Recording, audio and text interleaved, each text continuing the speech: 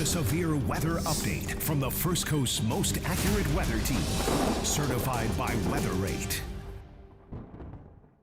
Good afternoon, folks. Welcome in. I'm meteorologist Ross Mall here on First Coast News Plus. Want to update you guys on the severe thunderstorm warning that was issued a couple minutes ago for Duval County. This runs until 3:45, and this is pretty much situated right over I-95 on Jacksonville's north side, and then extends eastward from there. So out towards Ocean Way, Yellow Bluff Road, and continuing over towards the southern end of Amelia Island. So Amelia Island not currently included in the warning, but south sides of Yulee right near Eagle Bend also included in this. Now I do want to add there was a tornado tag attached to this for some low level rotation. So I want to show you what the velocity is actually looking like. It was originally over Ocean Way. So it started up here, all right? It has since shifted a little bit further south, so pretty much straight down Alta right here. So just to the east of Highway 17 has weakened significantly. So because of that, National Weather Service has removed the tornado tag. Sometimes you can get these to occur as the storms move closer to the coastline. You get a little bit more of an easterly breeze kind of feeding up into the storm. The outflow winds pushing outward, so those red outbound winds coming this way, those green inbound winds coming this way, and you'll get a little circle of rotation sometimes popping up there as these storms move closer to the coast. So that's really what occurred, but really just a very broad, weak area of rotation for about 10 or 15 minutes, and that has since weakened. So some good news on that front, but this is still warned for pea-sized hail, but primarily upwards of 50 to 60 mile per hour wind gusts. A lot of heavy rain as well. That's more than likely going to be the biggest concern here for a lot of folks. Some of the storms that we have already seen here today have produced rainfall rates upwards of about 2 to 2.5 inches per hour. And now these separate boundaries and sea breeze collisions all kind of converging right over northern Duval County, or at least the northeastern quadrant of Duval County here now as the storm very slowly works its way eastward. And this now just huge conglomerate of thunderstorms have collided, and you're noticing a significant uptick not only in the rainfall over that part of Duval County, but also the lightning as well. I would imagine we're looking at anywhere from 300 to 500 lightning strikes. So this is within the last 15 minutes. It had originally said 315. Okay, yeah, there we go, 319. So yeah, over 300 lightning strikes just in this severe thunderstorm warning alone. So certainly a dangerous storm there as well, but we do want to note at least the tornado possible tag has been removed. So I know I got Tegan up in the booth. Tegan, if you want to go back to the newsroom, you should be okay. We're just going to ride with the severe thunderstorm warning until 3:45. So the storm core itself also has come down. When this was first issued, we were looking at the storm core up towards that strong to severe level. So those bright reds, the pink colors were right in the center of that storm. That has since come down a little bit. So because these are very slow moving, sometimes the updraft into the storm isn't that far removed from where the downdraft is, so where the heaviest rainfall is falling. So sometimes that can almost undercut it or overcut it, I guess, in this instance, and the downdraft kind of collapses the overall updraft. So I would imagine that's kind of what we're seeing here right now, certainly expecting this thing to begin to rain itself out as it moves further and further eastward. So pretty much from the north sides of Mayport over towards Talbot Island, Huguenot Park also going to be included in this. Heckscher Drive, some heavy storms there on the northern side of Heckscher, and then again continuing up towards Amelia Island, Fernandina Beach, not currently included in the severe thunderstorm warning. Might be helpful if I take that warning signal off, but you'll note pretty much from Fort Clinch all the way down through Amelia Island and then straight out towards Yulee, still some strong thunderstorms there. And then really the core of it, where that severe thunderstorm warning is currently set up, over Duval Station, First Coast High School, Ocean Way, those communities currently being impacted. So if you were thinking about, heading out to a football game here soon, or taking the kids to practice, or maybe just running out to the store, heading out to Winn-Dixie or something like that, certainly not the time to be doing it. Would give yourself at least another half an hour or so before doing that. Again, these storms are moving rather slowly. So they're not going to push offshore very quickly at all. I'm going to see if the National Weather Service has mentioned anything at any storm reports. I don't see any reports, but I want to show you a live look. This is right along 295 at Alta Drive. So you can see what the road conditions are clearly looking like there. Torrential, blinding rain. You can see the spray and those rooster tails coming off of some of the cars or behind some of the vehicles out there on the road. So if you're leaving work here soon or if you're already at home and you're planning to head out rather soon for dinner plans or whatever your Friday evening plans might be, and you live in and around this area, just hold off a little bit. Wait. Not only because of the heavy rain, there's a significant lightning risk associated with this storm as well. See if we can get you a different look here, somewhere closer to perhaps the Dames Point Bridge. Oh, here's a great shot. So this is atop the Dames Point, I believe looking westward. If we pull it up, yep, there we go. So a lot of rain, those dark clouds rolling on in. So and also not a good place to be either up there on the Dames Point Bridge. Wind gusts are currently warned for 60 mile per hour. Up at the top though, at elevated heights, could certainly get some higher gusts. Of course, the higher you go in the atmosphere, but have not seen any reports, at least out of this storm specifically, of those wind gusts upwards of 50 to 60, although it is warned for that. Now, further west, out towards White House and a few areas on western Duval County, essentially, we have had reports of about 30 to 45 mile per hour wind gusts in a few isolated locations. So these storms do have a history of producing some gusty winds, and it may be very, very windy up there in Duval right now and up in Ocean Way. So again, severe thunderstorm warning runs until 3:45, so we have another 12 minutes or so for this storm. Elsewhere across the First Coast, I want to give you a quick run around of where we are watching for some activity. Out towards southern Ware and Charlton County, St. George specifically, this is one area that picked up anywhere from really about 2 to 2.5 inches of rain yesterday. They've seen this storm that's currently over northern Duval pretty much traverse over the same location. We've had some back building where these outflow boundaries have pushed back to the west and northwest. Some more storms have fired up there again. So southern Charlton County and southern Ware County getting a lot of heavy rain, almost inundated to a certain extent. And we're going to have more rain in the forecast, not only through the rest of tonight, but also through Saturday and Sunday as well. So the flash flooding concern will continue to be an issue, not only for these locations, but really for many of us here across the First Coast. Speaking of the flooding concern, we also have a flood watch in effect from 5 p.m. until midnight for many of our southeast Georgia counties. So northern Ware, Pierce, Brantley, northern Charlton, Camden, and Glenn counties, you are in this kind of a light green shaded area with that dark green outline.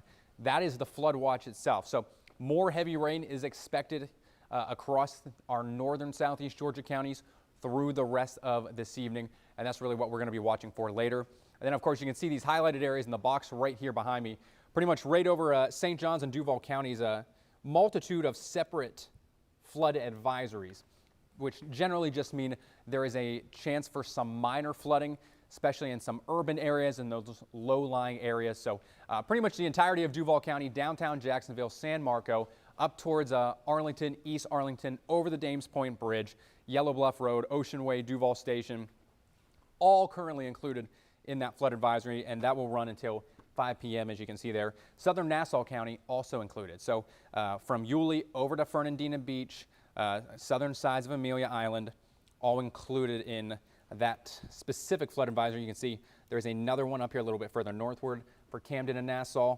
That'll run until 4:45. And then a little bit further southward, this was from some of the storms that had pushed offshore just within about the last 30 or 45 minutes. That's going to expire in about, well, really less than an hour here now for southeastern Duval County and northeastern St. Johns County. So the heavy rain going to be a big concern here, but as of right now, it does look like at least the tornado risk with regards to the severe thunderstorm warning has come down quite a bit. You can almost see it in the reflectivity. There was a little bit of a notch right here initially, and the storm has very much spread out and begun to flatten out as well. So those cloud tops are going to come down a little bit. The rain also spreading outward as really the two boundaries and the storm mergers collide together. That'll kind of give it all the extra uplift and strength initially, what we call pulse thunderstorms, and then within 10 or 15 minutes, they begin to spread out, flatten out a little bit more, and that's really what we're seeing here now. Lightning strikes, still quite a bit of them, but they don't necessarily seem to be nearly as concentrated over the heart of where that severe thunderstorm warning is currently at. Now, I do want to note off to the northwest, so right there's the Jacksonville airport where the radar is currently at. Just to the northwest, so right up US 1, up towards Callahan and eventually Hilliard, this outflow boundary is pushing up that way. So it's pushing right up along US 1, some storms firing right there near Callahan, right across towards Italia as well. So Italia is in between Callahan and Yulee. These storms perhaps building back to the west and northwest might be in another area that we're going to have to watch for some further development here, over the next hour and a half or so. I'm going to try and do a quick cross section of what these storms look like. I had mentioned the cloud tops and the heights themselves. Yeah, so they've come down quite a bit. Typically, when you're looking at severe thunderstorm warnings, you need those heights. Maybe it'll be helpful if I walk on this side. Typically, you need the heights, those cloud tops, to be upwards of about 25 to at least 30,000 feet, if not more than that. And they may have been when the severe thunderstorm warning was first issued, but now that it is becoming pretty much just inundated with rain, the rain shaft now overtaking the updraft into the storm, those cloud tops have come down quite a bit. So topping out at perhaps 25,000 feet right there, but really most of the storms somewhere between 15 to 20,000. So fairly shallow here now. The downdraft risk and the wind gust threat, at least within this storm specifically, looks to be decreasing just a hair. But again, the rainfall rates are really our biggest concern here. Many folks have already picked up 2 to 2.5 inches with some of our thunderstorms today. And this one, because it is slow moving, the rain is continuing to pour over the same locations for quite a while. You can see it kind of beginning to build to the south a little bit. If I zoom out, right here is where the sea breeze is currently at, extending southward. So these storms are going to want to try to build either along the boundaries or closer to where there's some extra energy, either warmer air, so there's still some heat left in the air, some extra moisture, some fuel to allow these storms to continue to kind of live. So we'll watch not only for the storms that are building back across the northwest there with some of those outflow boundaries, but also further southward as well along that sea breeze front as it just very slowly makes its way further inland. So you can see it raining there in Mayport. Let's pull up our camera in Mayport, give you a look at what conditions are looking like there. If I can pull it up here for you. And we also have Fort Caroline camera. Yeah, so there's a lookout at Mayport. Rain coming down, rain spots or rain droplets on the camera. Pretty similar story at our Fort Caroline camera as well. So this is going to be looking almost due west as the storms are beginning to move overhead. So it's pretty much now crossing over the St. Johns River. So if you live near Beacon Hills, Fort Caroline Shores, East Arlington, out towards Wonderwood or Mayport, this portion of the storm is beginning to build further southward down towards you. And of course, you'll see that here on the radar. Once I switch it over, yeah, there we go.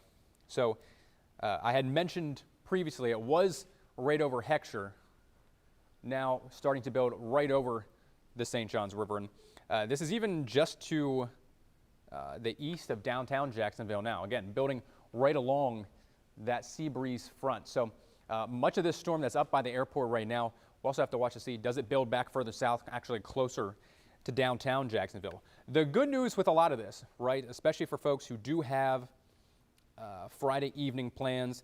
If you're heading out to Friday Night Football, of course, it's week 1 of Sideline 2025 here at First Coast News. Most of these storms are going to be out of the way. The lightning risk will have come down by the time kickoff rolls around at either 6:30 or 7 p.m. later tonight. So we're going to try to get most of the storms out of the way, at least for the Jacksonville area, Clay County, St. John's. We're going to have the storm chances through, I would say, 5 to 5:30 tonight now at this rate.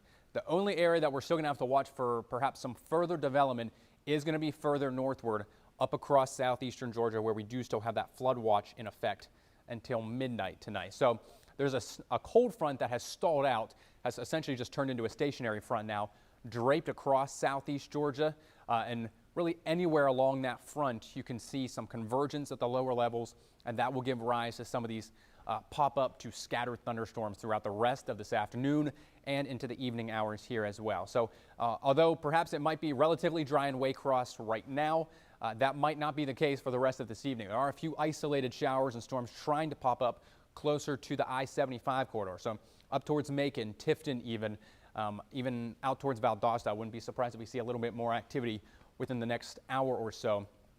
Any storms that develop further to the west, that steering flow is going to move from west to east and will traverse over much of southeastern Georgia, especially our inland locations. So that's going to be an area that we're watching for the rest of tonight. But as for the severe thunderstorm warning itself, again, that runs until 3:45, so we have 4 more minutes left on the warning. And it looks like the National Weather Service is going to allow it to expire. So, Bella, I'm going to stay on here until 3:45, and then we will hop back on for our 4 o'clock stream in just over 15 minutes. So hopefully you can tune in for that. We'll take another look at all the storms, and of course we'll also just look ahead to the rest of tonight's forecast, your weekend forecast, and we have updates in the tropics. Hurricane Erin continuing to weaken and downgrade, moving away, but 2 other areas that we need to keep close tabs on. So hopefully you tune back in at 4 o'clock for that here in just a little bit. But key takeaways, heavy rainfall going to continue to be a concern for at least the next 30 to 45 minutes, especially in northern Duval County, southern Nassau County. And that storm actually right over Callahan starting to uptick just a bit. We look at the storm core. Doesn't show a lot just yet, but if you happen to live in Callahan or really anywhere up and down US 1, be mindful this storm could be packing a punch. Heavy rainfall, you could see rainfall rates of 1 to 2 inches per hour. Some gusty winds upwards of about 30 to 40 miles per hour. And the lightning risk is also going to be a concern. And that's really what I was kind of noticing was just the overall uptick in the lightning over that storm. If you just see it run back, so over the last 30 minutes, not a whole lot of activity there. And then all of a sudden it just kind of blows up and begins to fire up. Whereas in contrast to that, over our severe thunderstorm warning, the reflectivity kind of spreading the rain out, so not nearly as bright red where the warning is currently at. A little bit more yellow color, the lightning not nearly as concentrated. So typically the less lightning you're starting to get in a storm, that's showing that it's generally beginning to weaken. And that's really the trend here through the rest of the warning. So this is going to expire in less than 1 minute.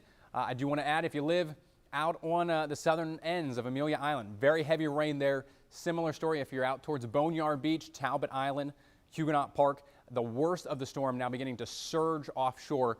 I also will note, if we do actually have anyone who's either out at the beaches or if you're boating or anything like that along the intercoastal or out at sea, water spouts could be an issue and a concern with this storm as well once it moves offshore. So just be mindful of that, be careful. I believe they do also have a marine warning in effect for this portion of the storm that as it moves offshore here. Let's see. Yeah, National Weather Service saying those strong thunderstorms over Callahan could produce some wind gusts upwards of 45 to 55 miles per hour. So I had just mentioned those storms building back to the northwest and that storm upticking a little bit. National Weather Service also seeing that as well. So we're going to check back in not only with the storms over northeastern Duval County, but also with the storm continuing to build over Callahan coming up at 4 o'clock right here on First Coast News Plus. But for the time being, I'm meteorologist Ross Mumau. Appreciate you guys tuning in. Stay safe and stay weather aware out there tonight.